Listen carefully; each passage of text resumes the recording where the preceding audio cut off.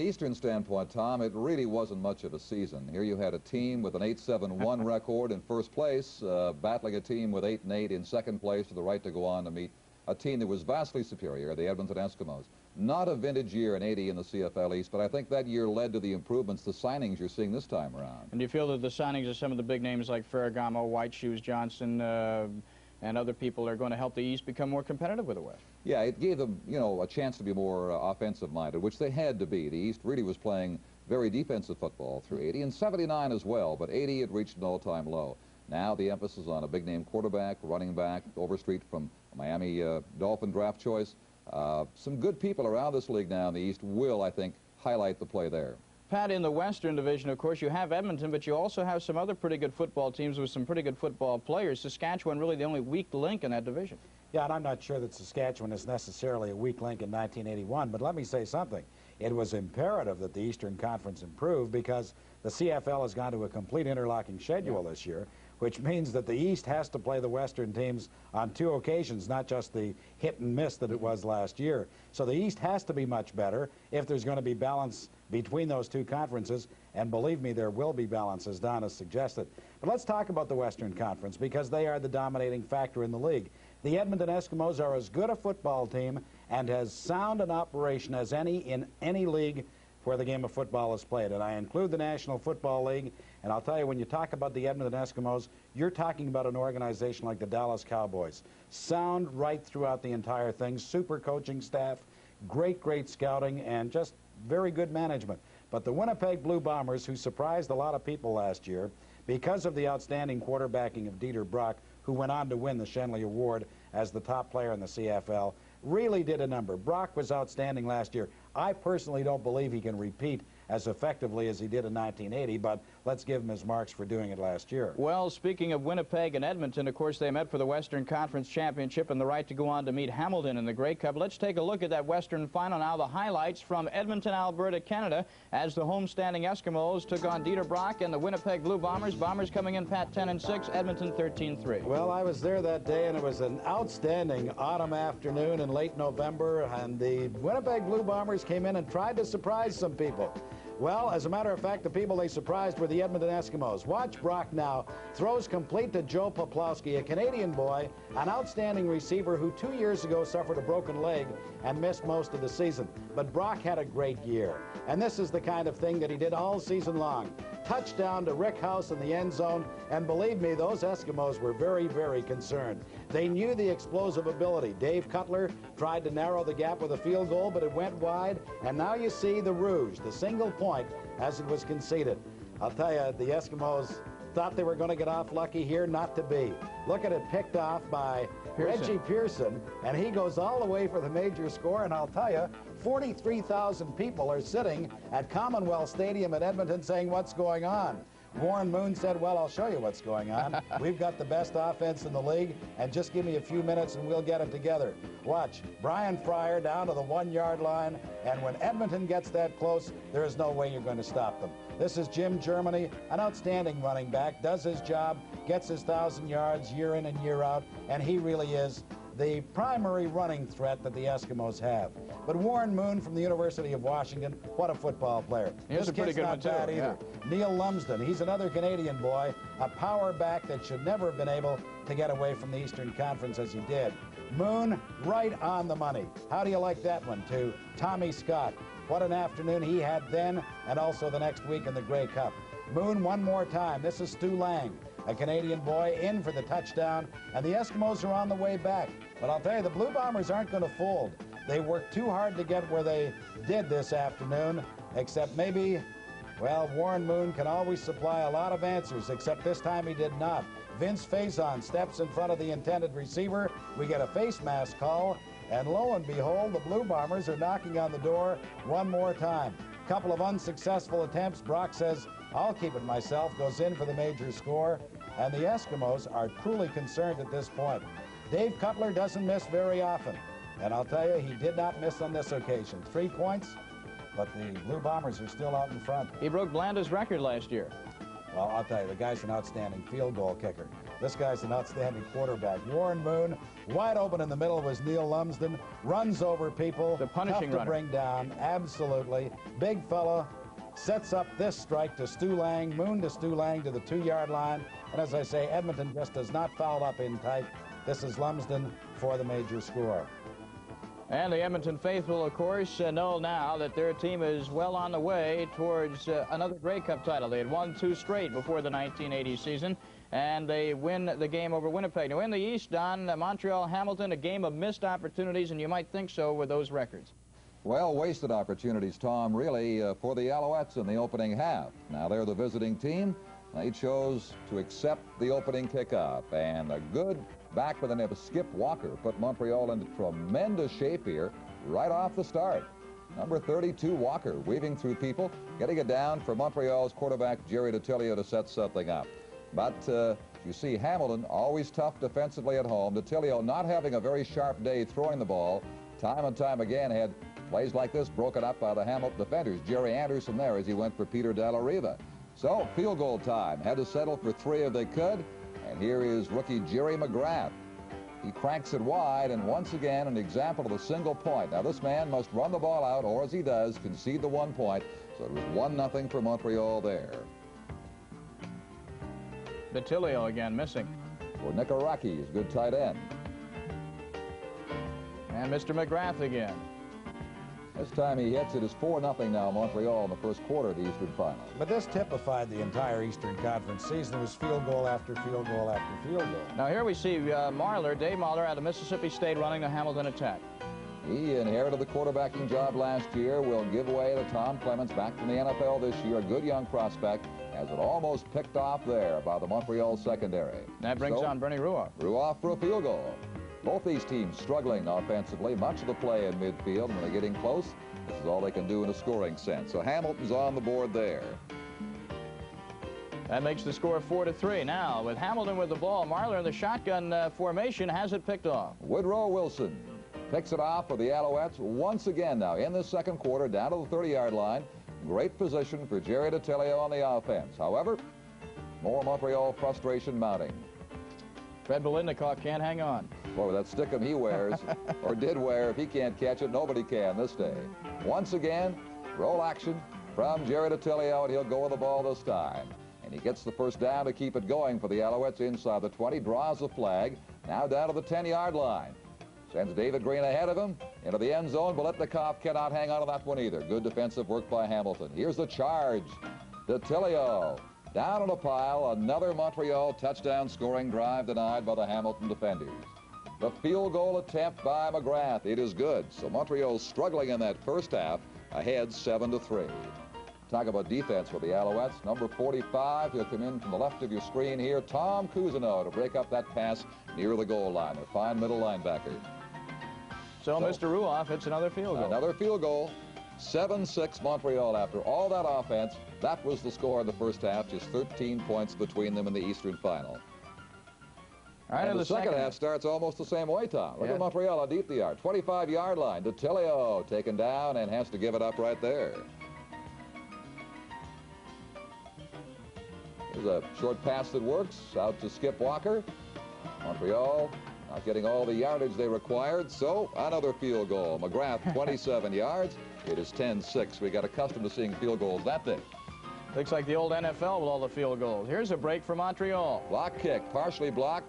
Now Hamilton recovers the ball, but did not have enough yards for a first down, so a gift for the Alouettes once again. Pat, look at the chances they had that day. As you look at it now, it's amazing how they lost that Eastern Final. That's why they have a new quarterback this year, too. They've almost had a new coach. Keith Baker drops one here, and of course, this year, Baker is with Hamilton. Yes, he was the price the Alouettes had to pay, along with David Green, for the rights to Vince Ferragamo. Another field goal makes it 13-6, the measure now of a converted touchdown. But that's about all Montreal had. Here's the biggest play of the game for the Cats. Obie Graves, used sparingly throughout the 80 season, came on late with his team. He turns it downfield inside the 10-yard line, a big run on the final play of the third quarter. And as they change ends, Hamilton was in high gear finally offensively. Marler, the veteran Canadian Gordy Patterson for the touchdown that pulls Hamilton even. John Payne, no longer head coach there, pretty happy about that. Doesn't pay to win. No, he went all the way to the Grey Cup and lost his job. Fumbled by Walker. A big turnover for Hamilton. Carl Cornell in there for the Tiger Cats. And they'll try a long field goal from Ruoff that hits. Bit by bit, Hamilton taking control now, and time running out on the Alouettes in the second half. McGrath putting it away. This a big run back. Watch 37, Dave Shaw, and the people he picks his way through to run downfield. Shaw out of Prairie View A&M, which has produced several top running backs and other football players in the NFL. He's a great defensive halfback. He truly is. He could play anywhere. Dave Shaw. So with a setup by Shaw, Myler back to work once again. He'll try the left side. Gets down inside the 5-yard line there on that strike. And we'll look for Gordy Patterson once again. The man who caught the previous touchdown. Same play, really. Roll right, pop out to him.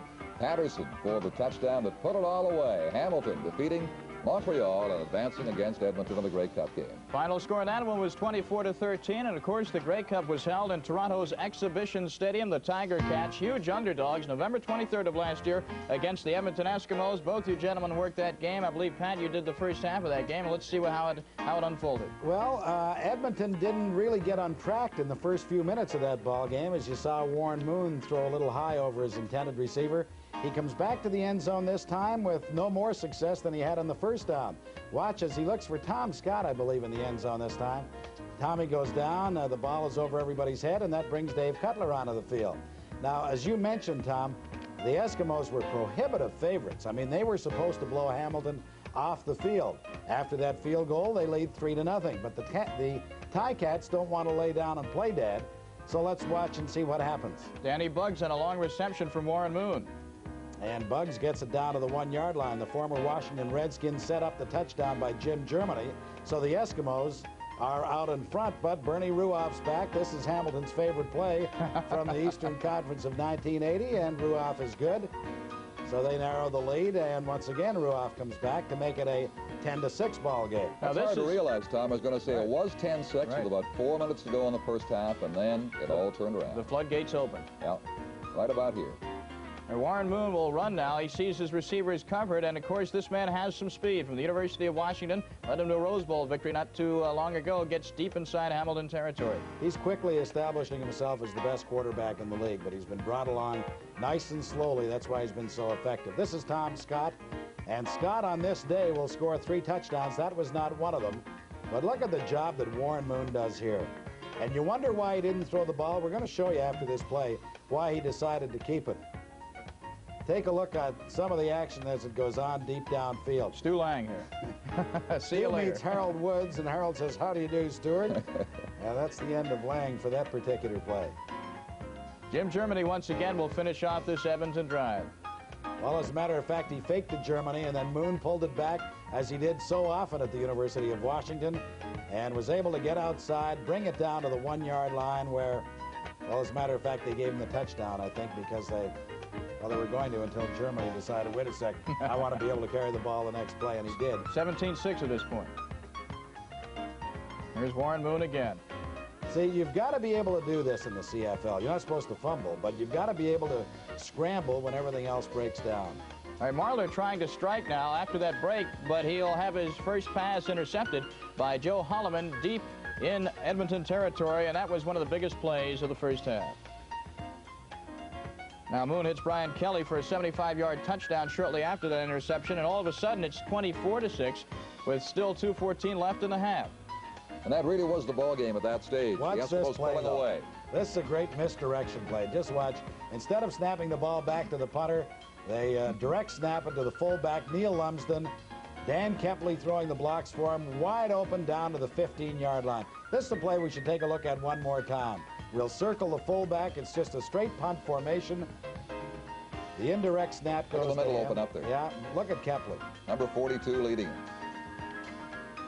And this action, of course, early in the third quarter as Edmonton came out to really finish the job that most people thought they had in the first half. They are so complete, the football team, as you saw them rub it in a little bit on that last play, and now the conventional offense goes back. Scott, time and time again, as Pat said, 3 touchdowns on the day. He set a Grey Cup record for receivers by hauling in the 3, rolling on the move there. He was knocked down, so he crossed the line, Tom Scott, for one of his majors right there, number 22. He and Warren Moon, of course, teammates at Washington.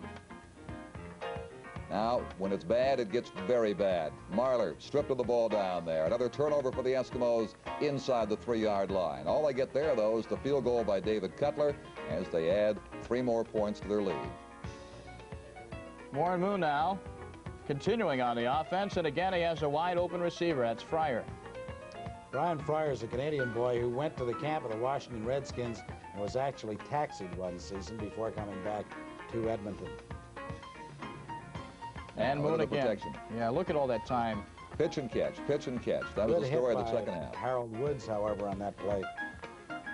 Deep again in Hamilton territory, and Moon again for the touchdown. Hamilton was so dispirited at that point, there was no way that they were going to mount anything. Here's an old one, but a good one. Wilkinson, the quarterback. Yes, perhaps the last time seeing him, although he says he'll be back with the Eskimos, throwing that final touchdown pass. He wasn't sure if he would retire, but the Eskimos champions a 3rd year in a row. So the final score of that Grey Cup game from 1980, November 23rd of last year to be exact, in Exhibition Stadium, the Edmonton Eskimos 48 and the Hamilton Tiger Cats 10, and of course no big surprise there, Edmonton really rolling it up. You heard to the 1981 CFL Preview on ESPN. I'm Tom Mees, joined by Don Chevrier and Pat Marsden, and gentlemen, we spoke before the last break about several rules differences between the NFL and the CFL. I suppose we should begin with the field. There is a difference in size and width. We'll show the people right now, and I'll ask you two to comment on it. Well, the difference, of course, is one field is 110 yards long, 65 yards wide. That's the Canadian field. There you see the 65 yards. As opposed to 53, that means you've got to have some pretty mobile people. 110 yards long, but the biggest difference, Tom, really is the end zone. It's a 25-yard end zone in the CFL. It's only 10 yards in the NFL.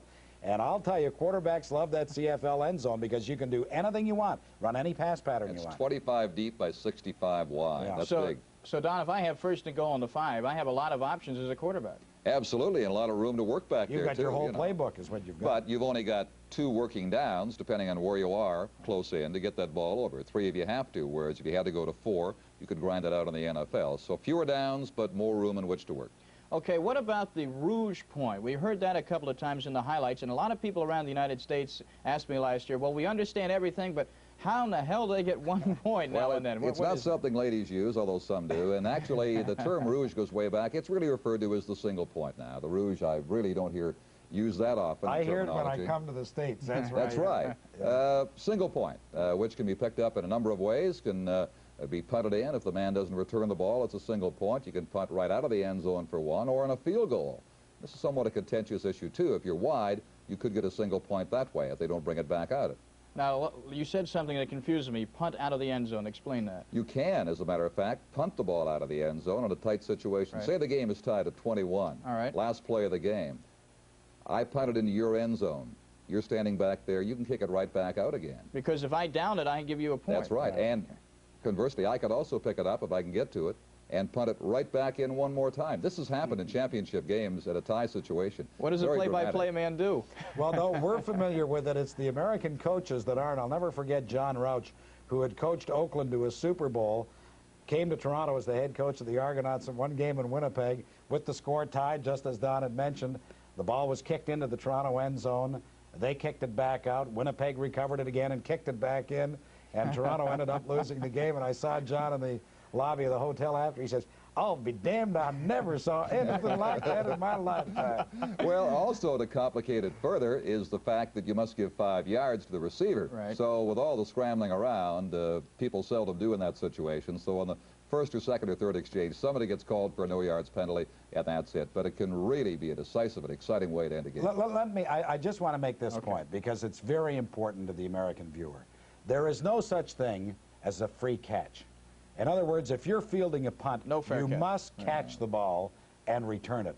We give you 5 yards to make that catch, and then there is unlimited blocking above the waist after you make the catch, but there is no fair catch. Something I would like you to make clear to the American viewer, not 1, not 2, but as many people as you want. As I understand it, can be in motion going towards the line of scrimmage when the ball is snapped. We'll see an illustration of that coming up now. In the Edmonton backfield, we will circle the backs. 1, 2, and 3. Now, the ball has not been snapped yet. Warren Moon is coming out over the center, and watch them. Now, in the American game, this is illegal procedure, but 3 men were going forward before the snap of the ball.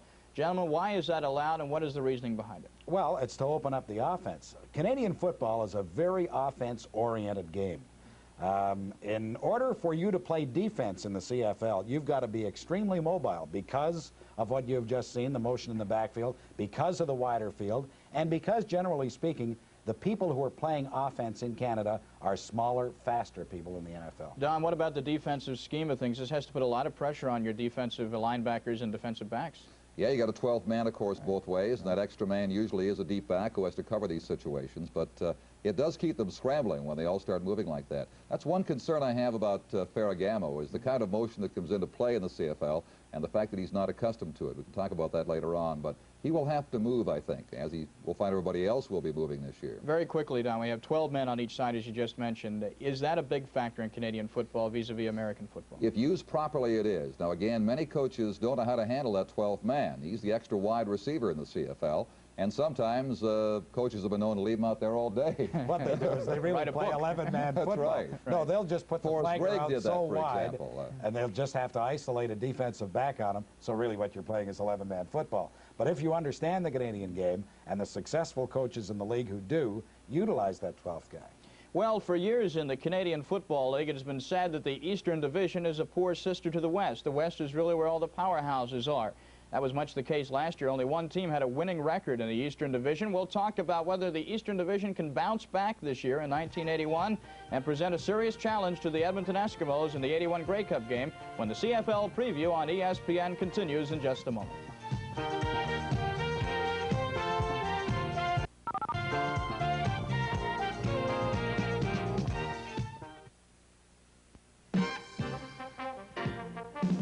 ESPN courts you with Sports Friday. Tennis is in top form when WCT's Challenge Cup is served up from Montreal. Then stay on the ball as Sports Center brings you the latest results from Center Court at Wimbledon. Later, it's the '81 opener of football, Canadian style, as Grey Cup champion Edmonton travels to Ottawa for live professional football from Canada. Catch all the action Friday on ESPN. Throughout the offseason, the big story in football was this man, Vince Ferragamo. Saturday, the former Los Angeles Rams star makes his Canadian Football League debut on ESPN's Professional Football from Canada. Ferragamo and other U.S. stars like Billy White Shoes Johnson and David Overstreet lead the Montreal Alouettes versus the British Columbia Lions, live at 11 p.m. Eastern, 8 Pacific time. Will the Ferragamo to Johnson combo rewrite the CFL record books? Jim Simpson, Paul McGuire, and Fred Biletnikoff will be on hand to bring you the first chapter Saturday. Look, if you're an investor who's tired of being too late when investments are heading up, too late when they're heading down, look ahead. Look into Barron's. Every week, Barron's gives you page after page of useful investment information, days, weeks, even months ahead. Every week, 34 pages of market statistics, in-depth studies of companies, a dividends and earnings alert on all New York Stock Exchange and Amex stocks, exclusive analyses covering the whole world of investing. All you need to know not to be too late every week in Barron's. If you call this toll-free number now, you can get 20 weeks of Barron's for just $21. Call right now, and you'll also get free Understanding Technical Forecasting, an informative booklet that shows you how professionals use Barron's. 20 weeks of Barron's plus this revealing booklet for only $21. Look ahead. Look into Barron's. Call 800-528-6050 now, before it's too late. Welcome back to the 1981 CFL Preview on ESPN. I'm Tom Mees in company with Pat Marsden and Don Chevrier. And gentlemen, when we talk about the Eastern Conference, we talk about the weak sister of the Canadian Football League. And we're going to take a look at the standings, the final standings from the regular season last year. And we will notice that the Hamilton Tiger Cats were winners, but maybe because nobody else really wanted the division, they were 8-7-1, and they score on the point system in the CFL, 2 points for a win and 1 for a tie. Just 1 point ahead of the Montreal Alouettes. And then you have Ottawa and Toronto, both under 500 records, and I guess that shows really the competitive weakness of the Eastern Conference as opposed to the West. That was 1980. This is 1981. I guarantee you that the Eastern Conference is going to be the more exciting of the two conferences, and I say that because I am knocked out by Vince Ferragamo and Tom Clements coming back from Kansas City to the Hamilton Ticats. You're going to see a much, much better conference. Don, what about you? I agree. You'll see, because they have had to emphasize offense to sell tickets, the fans really were staying away toward the end of last season.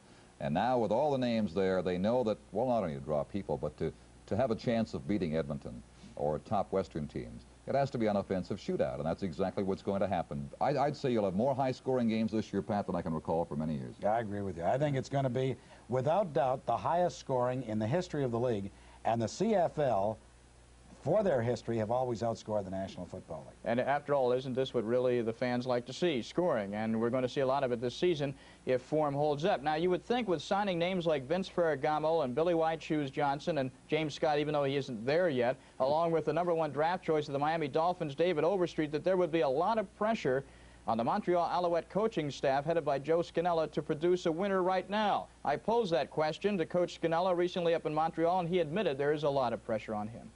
I think there's a tremendous amount of pressure. I've been under pressure since I've first been here. The first year I came in, they came off a Grey Cup victory, a big victory, and Marv Levy had done a tremendous job with the team. I took over, we got to the Grey Cup, we didn't make it, we went the next year, we had the best season in the history of the club 2 years ago, and again we lost Edmonton in the Grey Cup, but last year we kind of rebuilt our team in the middle of the year. We let quite a few veterans go, good guys, but we felt it was time to make a change, to bring in young people, which we did, and now our team this year is completely rebuilt. There's just a few people left from the '77 season, and pressure is tremendous. They want you to produce, and you could expect that they would want that, and I hope they have some patience because it is a new team with some young players, and by the end of the year, we'll be a very formidable team. We have to get a good start, however. Well, Pat, we heard Joe Scannella say there is indeed a lot of pressure, and they have to get off to a good start. And with all that talent, and with a guy like Ferragamo, who we know can play anywhere on this earth, can play the game of football, do they have the talent to get that good start and get to the Grey Cup? Well, Vince Ferragamo has only played 4 preseason games and really about a quarter and a little bit in all of those games, but he was very impressive last week in Hamilton in his final preseason outing, and that's what leads me to believe that Vince is now finding himself. I'm much more optimistic about how Vince Ferragamo is going to perform than Chevy is. Don feels that his lack of mobility is going to hurt him. I don't think it is, because Montreal has had a half-decent offensive line. I'm going to make this prediction for all you American viewers. Vince Ferragamo will throw a minimum of 25 touchdown passes, and when he sees that 25-yard deep end zone, he's going to think he's died and gone to heaven. You sound like his agent. The way you're well, I was talking to him yesterday. He's enthused, so it's rubbed off. Don, what about your question about the mobility of Ferragamo? Certainly we saw how mobile a quarterback like Warren Moon is for Edmonton. Yes, you've got to sprint out of trouble and ad-lib, as they say in this trade, because of the wide field, because of the pressures on you defensively, because of the fact that plays can get broken up very easily, and you've got to scramble. The greatest quarterbacks in the history of the CFL were scrambling quarterbacks. Russ Jackson, Ron Lancaster, people that can move the ball. Joe Theismann liked to run around pretty well and does it down in the NFL. There was a guy by the name of Tobin Road and another one by the name of Sam Etcheverry that threw the ball very effectively and had a great deal of success. Yes, they did. Etcheverry in particular with a long and outstanding career up there. I'm not saying Ferragamo won't do well. I agree with Pat. He will. But I want to reserve comment until I can see how he does handle the pressure when he has to bail out of that pocket and fend for himself. That's what I want to see first. Okay, now let's get to the Hamilton Tiger Cats. They are the defending Eastern Division champion. They have a new coach in Frank Cush. How is Cush going to do, and how are the Tiger Cats going to do with Tom Clements back at the helm? Well, everybody seems to think that the Eastern Conference has been awarded to the Montreal Alouettes. I wouldn't do that. First of all, as everybody knows, Frank Cush is a tremendous coach. He has gotten back this year Tom Clements, to me, one of the great quarterbacks in the CFL. They've got David Green, who, in my estimation, is the best running back in the league. Keith Baker has come across from Montreal, blinding speed, and they had the best defense in the Eastern Conference last year. So, I mean, Hamilton can very well win the Eastern Conference and knock off the Alouettes. Don, what about the Toronto Argonauts? Poor Toronto, they've really been under the gun for how long? It seems years and years and years. Only 30 years or so since they have won a Grey Cup. They were in one about 10 years ago, as a matter of fact. Didn't quite win it, lost in the last couple of minutes. A new running back named Cedric Minter out of Idaho. Outstanding. Terry Metcalf type, perhaps sturdier. Great moves. He'll be exciting. Quarterback Condridge Holloway out of Tennessee from the Ottawa Rough Riders. Picked him up in the offseason in a deal. He will help Toronto, but still, too many holes, too many soft spots, especially defensively. Every game the Argos win is going to have to be 45-44 because the defense, I think, is suspect. Now, for the Ottawa Rough Riders, of course, the big question mark is at quarterback. Condridge Holloway is no longer there. The offense is really up in the air. However, the Ottawa coach, George Brancato, thinks that his defense may be strong enough to hold the fort while the offense gets on track. Defensively, we're a lot stronger than we were last year, and our defensive backs, if they continue to improve and keep playing together the way they do, I think they'll be as good as anybody in the East. So I think right now we have to really bank on our defense until our quarterbacks develop and get our offense moving. What about the quarterbacks with Condridge now gone? Who has surprised you there, or have all three impressed? Well, Jordan Case has been injured, and we hope to get him in the Toronto game and see how he's developed. We only played him in the first half of the first Toronto game, and he hasn't played since. He hasn't thrown the ball in 10 days at least. So it's going to be a little tough for him, but we want to take a good look at him. Cal Cagney's the guy who surprised us. He came back in ready to go and in good shape, and he's throwing the ball real well. Pat, what about the situation with the Ottawa Rough Riders? Well, I'll tell you, George Brancato's a tough little guy from Brooklyn, and his defense just epitomizes what he's all about. The Ottawa coaching staff, in my estimation, is the best in the CFL. They're all guys who have played in the CFL. They're all tough customers. They want to grind it out. They've got great enthusiasm, and Ottawa could be the surprise team of the entire league. I would be flabbergasted if they won, but I think they could surprise some people. Don, in Toronto, not only are there a lot of question marks, but they lost a great football performer in Terry Metcalf. He's left the CFL. How much is that going to hurt them and the league? Well, with Mitter coming on, it won't hurt them at all. Terry never got the job done at Canada the way he wanted to.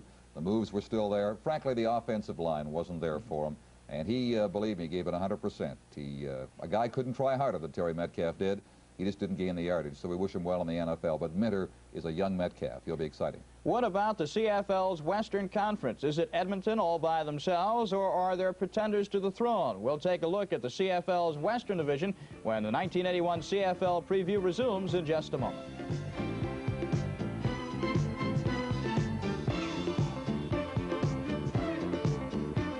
What will happen to interest rates this year? How will Washington and international events affect your pocketbook? Will we have wage price controls? How can you profit in a recession? Should you buy real estate or other investments now or wait? Is gold a good investment? What's ahead for mortgage rates? Have your pencil and paper ready to write down this address. In one recent Kiplinger Washington letter, subscribers read the answers to these and many more basic questions. Questions that will affect your pocketbook in the months ahead. Every week you can get up-to-the-minute straight answers to the most important questions in the day's economic pictures. Answers based on the best information available. Kiplinger editors talk to leaders of business, banking, retailing, and government. They ask the questions you want answers to, then they put their findings in clear, concise, no-nonsense terms. Nobody has the time personally to research, read, and digest all the material necessary to cope with today's complex, ever-changing scene. That's why the smart people, the decision-makers, count on the Kiplinger Washington letter. Today, more than ever, you need this letter to move ahead and profit. That's why you should try, as an introductory offer, the Kiplinger letter for 5 months, 21 weekly issues for only $10. And get free this special report, The 1980s, A Fresh Look. What to expect, how to plan, how to make some money out of them. It's yours free when you try the Washington letter for 5 months, 21 weekly issues. And that's not all. When you send your check today, you also get this analytical report on how to deal with inflation, owning your own business, real estate. Should you buy gold, gems, bonds? A checklist of things to look for in stocks. Sound, down-to-earth judgment and advice. Most readers say they can't do without it, so don't miss out. Send your $10 to Kiplinger, Box 121, Plainville, Connecticut, 06062. If you don't make or save many times the $10, you keep these two valuable reports, the 1980s, A Fresh Look, and How to Deal with Inflation, and we'll refund the unused portion of your subscription. Isn't that fair enough? This could be the wisest investment you've ever made, so take advantage today by sending $10 to Kiplinger, Box 121, Plainville, Connecticut, 06062.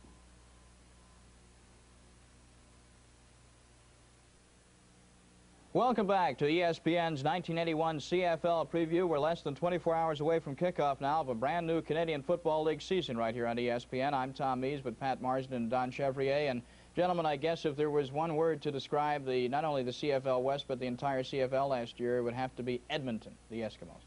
Absolutely. Awesome Edmonton. And still awesome Edmonton in 81. Well, let's look at how the final standings emerged at the end of last season's regular championship year. And we see that the Edmonton Eskimos lost only 3 games all year, winning the division by 6 points over Dieter Brock and the Winnipeg Blue Bombers. Calgary Stampeders just made the playoffs. They were eliminated, though, by Winnipeg. British Columbia just losing out, and Saskatchewan, the only so-called doormat, of the Western Division with a 2-14 record. Now, when you talk about the Edmonton Eskimos, you have to talk about their quarterback, Warren Moon, the former All-American Washington Husky, led Washington, of course, to that great Rose Bowl upset a few years ago. And Warren Moon is the key to this Edmonton team. Now, the Edmonton Eskimos have won 3 straight Grey Cups, and the obvious question is, will this Eskimo ball club be overconfident heading into 1981? Just has confidence, and there's a difference between confidence and cockiness. And we know what it takes to win because we've been there before, and we have good character ball players on this team who aren't going to take anything for granted. We're going to go out every week, we're going to play good ball, and we have a coach who keeps us that way. He keeps everyone in line and in tune, and we all work, you know, like a fine-tuned machine. And I just hope that continues this year. Well, the coach of the Edmonton Eskimos is the very able Hugh Campbell, and there is no team in sport that wins a championship without a good bench because injuries always crop up somewhere along the road.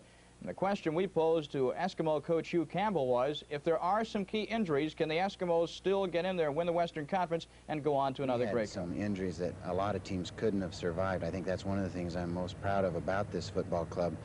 We lost 2 Shinley Award winners, outstanding pass receivers, and then we lost another Shinley Award winner, lineman, and the football club still managed to eke out a few more victories and make it to the playoffs, and then eventually the Grey Cup. And I think that was quite an accomplishment for the team because the people that were playing at the end of the season were relatively inexperienced. So, Pat, if there is a barometer on how good that Edmonton team is, how well their organization is patterned, it is the fact that they can lose key people, not only ordinary ball players, but key people, and come back with players to just blow everybody else out. Absolutely. And, you know, the other thing you've got to remember, Tom, and I'm glad that you had Huey on the show today, he's just a tremendous football coach, and he will be in the National Football League before he calls it a day. I can guarantee you that. He's a very innovative guy. He loves offense, and the players just revere him. They think he's a super, super guy, which he is. Don, what about the Edmonton Eskimos? What is the feeling in the eastern part of Canada? Is there any hope? Can anybody dethrone this team? Oh, yeah, there are preseason selectors picking Montreal to be in the Grey Cup and beat Edmonton in the Grey Cup game. And, of course, a one-shot game, you can have a thing like that happen. The test, though, will be the schedule, the full interlock this year. All the eastern teams home and away now with all these tough western teams, including Edmonton. I think the Eskimos are by far the best in the country. I think certainly they may have an easier time in the West than before, but as Pat says, the East will improve so much this year that come Grey Cup time, it will not be a cinch for the Eskimos. What about the other teams in the Western Conference? Calgary is no slouch. They're a very good team. British Columbia, if they are healthy, can play with anyone, and Saskatchewan is much improved. Well, I see a team, you know, in decline. Saskatchewan still struggling. A team like Winnipeg, I think, has leveled off, perhaps. They had a good finish to last year. They were, I think, the second-best team in the country in November before the Grey Cup game. No question. You've got the BC Lions improving. Calgary in decline as well, I think. The Stampeders might have peaked, come back, and now I think they're going to have a rough season. Pat may agree or disagree. What about Ardell Wiegand's situation out there? Well, Ardell is obviously under the gun because he took over from a very popular guy, Jack Goda, who had coached in the World Football League and had been the general manager of Birmingham. Jack is now the general manager of the Calgary club. He passed the reins on to Ardell, who's in a tough job. There's no question about it. As Chevy said, they climbed the mountain, and maybe they're getting ready to slide down a little bit. But I want to say this much. The Edmonton Eskimos are in a class by themselves. There's no doubt about that. But I think everybody else in the Western Conference is now in the same class as the top teams in the Eastern Conference. That's why the league is going to be so interesting. Let me ask both of your gentlemen's opinion about one player in particular. He was voted the top player in Canada last year, Dieter Brock, the quarterback with the Winnipeg Blue Bombers.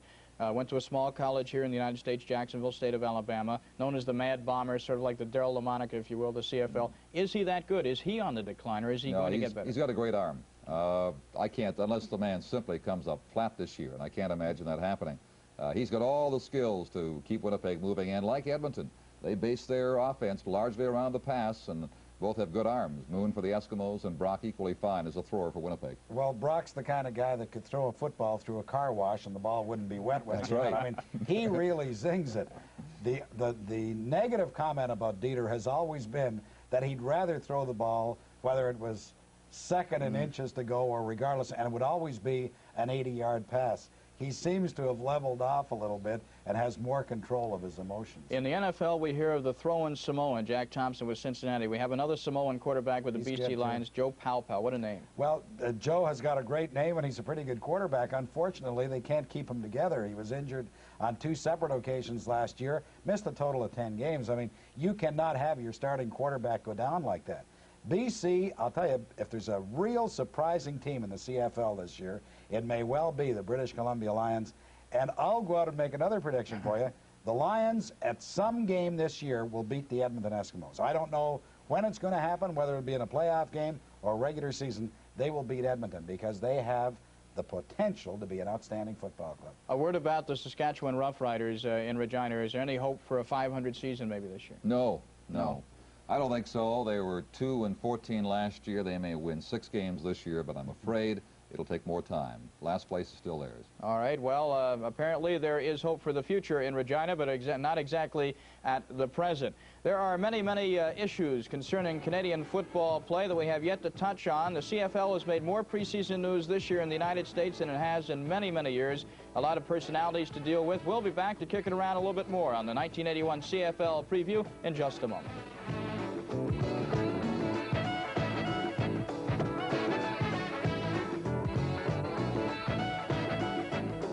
Do you really have the world's greatest collection of Volkswagens? Of course.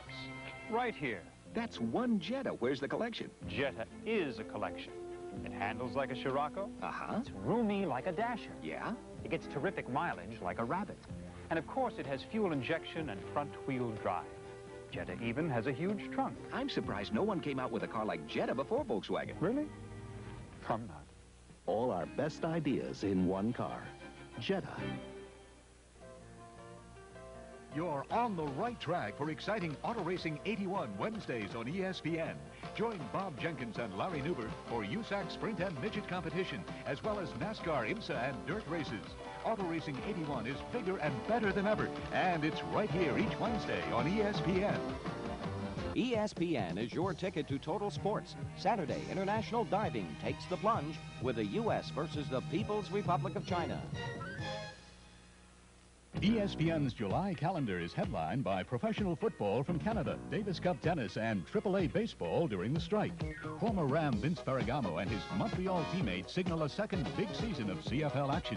Jimmy Connors and John McEnroe lead the United States against Czechoslovakia in 3 straight days of live Davis Cup play. We'll drive you right up to this year's British Open with highlights from the past 10.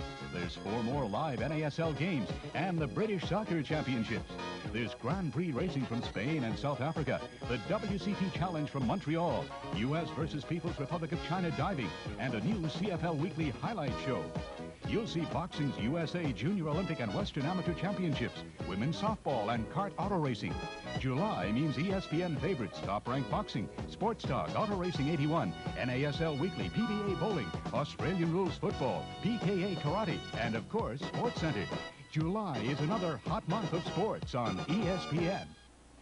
Welcome back to the 1981 CFL Preview. I'm Tom Mees with Pat Marsden and Don Chevrier. And gentlemen, the one man who has made more news for the CFL in the United States this year than anyone else has to be Nelson Scalabania, the Canadian businessman who I think wants a piece of the action in every league in every country with his Montreal Alouettes. You talk about Vince Ferragamo, you talk about Billy White Shoes Johnson, James Scott, who is still nowhere around, and let's not forget David Overstreet. Is his impact on the game and the Canadian game, is it good for the game, bad for the game, and why? I think it's good. I think it's great. It'll bring people out. It'll create excitement and names and a greater following for the CFL. And as you said, the attention in this country that I think CFL may have lacked over the years. Names certainly draw attention, and they have it now, and I'd love to see it keep going. What concerns me is the other element who say that he's pricing us out of the league. He's forcing demands on us, this is other team owners talking now, right, that we may not be able to meet. I think those people will adjust. I hope they will, because I see it as a very positive move. Is that a good argument, Pat? The other owners saying, hey, you're driving up our salary scale, our structure. We're going to have to pay mediocre players big bucks now. You know what it's like? It's George Steinbrenner, the Yankees, Griffiths of the Minnesota Twins. I mean, if you want to develop your own ball players, I suppose you can keep the salary cost down. If you want to go out and acquire the top names, it's going to cost you extra money. Nelson Scalabania has 30,000 seats that he hasn't been able to sell in Montreal, and he's hoping that Vince Ferragamo, Billy White Shoes Johnson, David Overstreet, Al can do the job. If they can, he's a genius. And I think he can. You think he can? You don't think there's any doubt that he's going to have that stadium sold out? Well, I'll tell you what my doubt is. My doubt is that I'm not convinced that Montreal is a great football city. It's a super major league town, but I don't think that football is their game. In Toronto, those three guys would sell out CNE Stadium every single game. And the reason for that is why? Toronto is a super sports town that has no bounds, really, except for perhaps soccer. That's the only exception I would make to that. The soccer team not playing well, not drawing well. Canadian football, very popular there. NFL football on television, extremely popular in Toronto. Baseball, the Blue Jays, a losing team. 1.5 million they've averaged the first 4 years of existence. Hockey, Maple Leafs, a terrible hockey team, sold out throughout the season. A good sports town. But just to get back to your question, there is definitely some negatives about Scalvania spending this kind of money. The Canadian Football League is a tremendous entity, but it does have limits on the kind of bread that it can spend. And Montreal is in a totally different position than a team like Ottawa. I mean, Ottawa cannot go out and sign a $400,000 quarterback. Montreal can, but that's fine. I don't care about the economics. I've seen so much dull football in the Eastern Conference in the last 10 years that I'm really looking forward to this season, and that's all I care about. Another guy who's going to liven things up in the Eastern Conference, Frank Kush. And we all know his past at Arizona State. He's second only to Bear Bryant in winning percentage, and yet he was fired there because of various legal items that came up. A former punter claimed that he punched them, and he's gone to court. He's been absolved of that charge. He's finding a new life in the CFL. How do you think he's going to do? He's a good, solid football coach, no question about that. Techniques may be questionable somehow. I think he'll make the adjustment to the pros, because you can't treat pros the same as you treat college players. Different age level, different mentality, different outlook. These guys have been around a little bit. Once he makes that adjustment, which I think he will, he's tough, though. He's not the kind of guy you want to have a couple of beers with every night. No. I mean, he is the boss, and that's the way it works. Once the players accept that if they do, they'll be a good team. If they don't, Hamilton could have a dissension problem, I think. There's only one thing. The Hamilton Tiger Cats are an experienced football team. They've got experience at the quarterback spot. They've got experience at the running back spot. They have a good core of veterans, the kind of veterans that Frank Kush can relate to. Frank Kush only asks one thing: do the job when you're on the field. And if you do that job, you're going to get along fine with Frank Kush. That's why he was so successful at Arizona State. That's why I'm told he came within an eyelash of getting the Baltimore Colts job. And I think that's why he'll be great in Hamilton. Hamilton is a team to be reckoned with. In about 30 seconds, if I could, a quick comment from each of you on the style of play, the caliber of play, the athletes in the CFL versus the NFL. Different style, brought about by rules, dictated by rules. We were talking off air a moment ago about NFL players could all make it in Canada. They couldn't. Different demands are placed on them. Different size, mobility, again, that word, very important with a wide field. Big differences. I guess we haven't got time to go into them all, but they exist. Pat? Well, they do exist simply because you're looking for speed in the CFL and you're looking for size in the National Football League. Terry Metcalf came off one of the greatest seasons in the history of National Football League play, came to the CFL, didn't do the job, not because he didn't try hard. Totally different games. A middle linebacker in the CFL has far greater demands on his abilities rather than his size than a middle linebacker in the NFL. Different games, both great. I think the CFL's is more exciting. Well, in just a few hours, a brand new season kicks off, and the CFL for 1981 will be carrying 2 games this big July 4th weekend on ESPN, and we'll tell you all about them and more when the 1981 CFL Preview continues right after this word.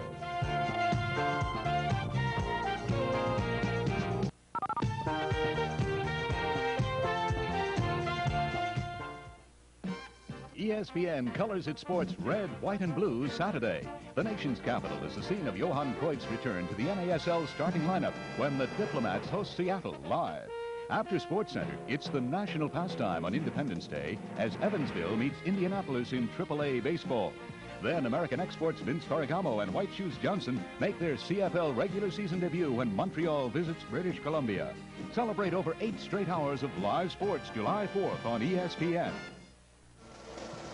ESPN takes you to the birthplace of golf to relive the great moments of the British Open Championships of the past decade. You'll see the true champions of the game competing in golf's most historic event in a full hour of highlights from each of the past 11 British Open Championships, beginning Sunday, July 5th on ESPN. ESPN is your ticket to total sports. Sunday, Auto Racing 81 steers you right to the Winston 500. You've got a lot of good living ahead. So just do what the doctor has said. For the others who want you around, you've got to keep that high blood pressure down. I'm so nervous. I hope I get that job. I gotta take a high blood pressure pill. Harriet, you can't take them just when you feel bad. Frank, take these high blood pressure pills every day. Except when I'm feeling good, right? Even when you're feeling good, every day. Mom, you've lost a little weight. That's why I stopped taking my high blood pressure pills. Mother, you can't do that. You can't take care of high blood pressure now and then. You've got to stay on your treatment all the time. Do what your doctor says, no matter how you feel. It's a good life. Keep on living it for yourself and all those who love you. Do it for yourself and all the loved ones in your life. High blood pressure. Treat it for life. The 1981 CFL season kicks off live on ESPN Friday night from Ottawa, Canada, as the Ottawa Rough Riders host the defending Grey Cup champion Edmonton Eskimos. You'll be able to see that game live at 8 Eastern Time, 5 Pacific Time. Then Saturday night, July 4th evening, a special premiere as the Montreal Alouettes under quarterback Vince Ferragamo make their CFL debut against the British Columbia Lions, 11 Eastern Time, Independence Night. That's 8 Pacific Time, prime time, so all you Ferragamo fans in the LA area, I know, will be tuning in. As far as the Ottawa-Edmonton game goes, Pat, you'll be working that game for ESPN. How do you see that one? Well, it should be a foregone conclusion that Edmonton should win it, but let me pass along this statistic for you. Ottawa has beaten the Eskimos 5 of the last 6 times they've met. The Ottawa defense is a gambling one, and Edmonton really has never been able to figure them out, so I think that the Eskimos will have their hands full. They should be the favorites, but I don't think it'll be a cakewalk. Don, what about Montreal Alouettes, Ferragamo opening, but on the road at British Columbia? Well, it'll at least give people in the U.S. who still don't believe he is in Canada a chance to see that he is there. And playing for the Alouettes, pressure on the Alouettes to win their very first game this year and all the money Skelbania has spent. Pressure on the hometown BC Lions to win their opener. Pow Pow, the quarterback there. Some great personalities, a great matchup, a lot of points will go up on the board. Don Chevrier, thank you for coming down from the Toronto area to be with us on the CFL Preview, and we look forward to seeing you throughout the season. Thank you, Tom. Nice to be here. And Pat Marsden as well. We look forward to hearing your play-by-play throughout the CFL season. Thanks for being with us. Well, I'm looking forward to the season. I'll certainly look forward to seeing you again, too. It should be an exciting season. I think we all three agree to that. The CFL season kicking off Friday night on ESPN. You've been watching the 1981 CFL Preview. I'm Tom Mees for Pat Marsden and Don Chevrier. Thanks for being with us, everyone. From his 7-yard line,